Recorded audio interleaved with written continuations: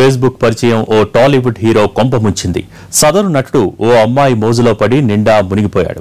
ఆ వగలాడి చేతిలో నిలువునా మోసపోయాడు. చేతి చమురు వదిలాగ్గాని అసలు విషయం తెలియలేదు అయ్యగారికి. చివరకు పోలీసుల్ని ఆశ్రయించాడు.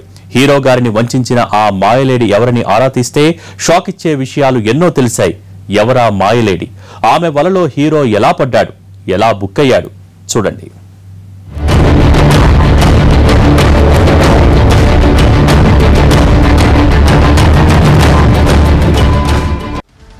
ఫేస్బుక్ పరిచయాలు చివరకు మోసాలకు దారితీసిన ఘటనలెన్నో. ఎందరో బాధితులు రోజు బయటకొస్తున్నారు. అలా మోసపోయాం, ఇలా మోసపోయాం అని చెబుతూనే ఉన్నారు. అయినా అప్రమత్తంగా ఉండకుండా మోసపోతున్న వాళ్ళు చాలా మందే ఉన్నారు. ఇప్పుడు ఓ టాలీవుడ్ హీరో ఫేస్బుక్ ఫ్రెండ్షిప్ తో అడ్డంగా బుక్ అయిపోయాడు. లండన్ లో ఉంటానని, కలిసి వ్యాపారం చేద్దామని నమ్మించిన ఓ కిలాడి లేడీ ఏకంగా 6 లక్షలు నొక్కేసి సదరు హీరో గారికి టోకరా పెట్టేసింది. సదరు టాలీవుడ్ హీరో హైదరాబాద్ లో ఉంటున్నాడు. తెలుగు సినిమాలో నటిస్తున్నాడు. అతగాడికి ఫేస్బుక్ లో ఓ అమ్మాయి పరిచయం అయింది. ఆ పరిచయం స్నేహంగా మారింది. స్నేహం హద్దులు దాటింది. రోజు చాటింగ్ లో మునిగి తేలిపోయారు వారిద్దరు. తను లండన్ లో ఉంటానని చెప్పింది ఆ మాయలేడి. తన తండ్రి గొప్ప బిజినెస్ మ్యాన్ అని నమ్మించింది. అందుకే తాను లండన్ లోని సొంత బిజినెస్ ప్లాన్ చేస్తున్నానంది. తనకింకా పెళ్లి కాలేదని బలవేసింది. మీరు కూడా లండన్ వస్తే కలిసి బిజినెస్ చేద్దామని ఆఫర్ ఇచ్చింది. దీంతో హీరో గారిలో ఆశలు పెరిగాయి. ప్రేమ కలలు కన్నాడు. ఆమెతో పంచుకున్నాడు. ఓ ప్రాజెక్టు పని మీద ఇండియా వస్తున్నానని, కలిసి అన్ని విషయాలు చర్చించుకుందామని చెప్పింది. తన ఫేస్బుక్ ఫ్రెండ్ ఓ బిగ్ షాట్ కూతురు తనను కలిసేందుకు వస్తోందని హీరో గారు తెగ మురిసిపోయారు. ఇదంతా ఫస్ట్ హాఫ్. అప్పటి వరకు సాఫీగా సాగిన కథ సెకండ్ హాఫ్ ఊహించని మలుపు తిరిగింది. ఆ తర్వాతే అసలు సినిమా కనిపించింది.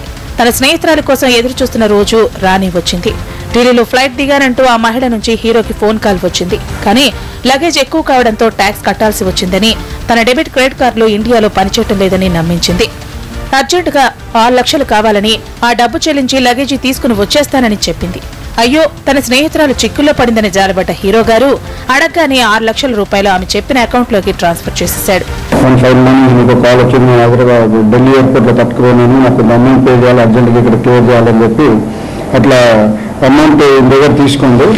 అలా ఇంకా 2-3 సార్లు కూడా కాల్ చేసి కస్టమ్ డ్యూటీ అని, ఆ డ్యూటీ అని, ఈ డ్యూటీ అని సుమారు 3.5 లక్షలు 4 లక్షల వరకు అమౌంట్ పే చేయించేసింది.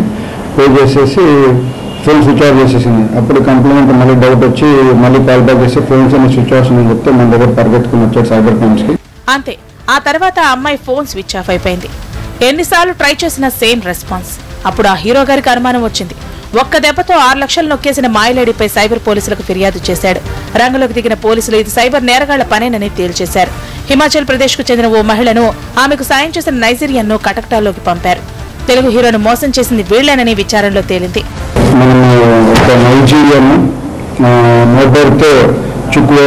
అండ్ ఒక నార్త్ ఈస్టర్న్ స్టేట్ లేడీ న్యూయాన్ కిమ్ అని ఇద్దరిని అరెస్ట్ చేశాము.